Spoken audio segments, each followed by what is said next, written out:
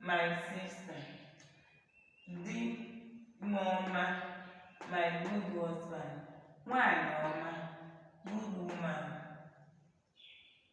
Ada, first daughter. Ọkpara, first son.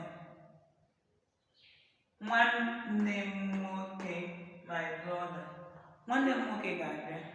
My brother will come. Nwanne m nwoke nọ ebe a. My brother is here. Nwanne gị nwoke ọ nọ ya? Your brother is there now.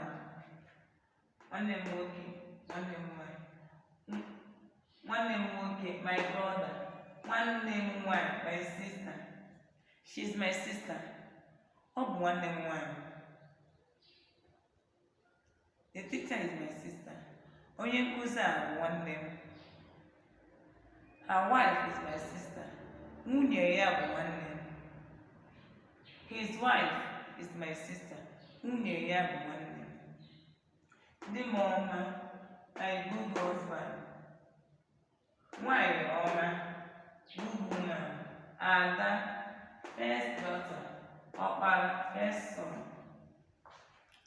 Ndewo ndị ọma na-egere ntị.